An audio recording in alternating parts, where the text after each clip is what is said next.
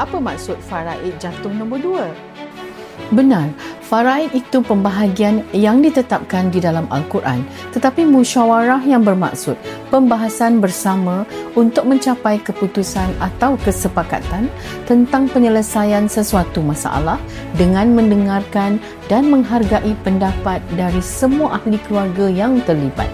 Istilah ini berasal dari bahasa Arab syawara yang berarti berunding.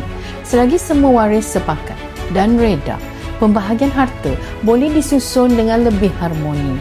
Inilah yang dinamakan hikmah. Bukan sekadar hukum, tapi kasih dan muafakat. Islam itu indah. Kalau waris berbincang dengan tenang dan rela, faraid boleh jadi rujukan, bukan pertikaian. Sepakat mendahului faraid kerana reda lebih bernilai dari sekadar bahagi sama rata.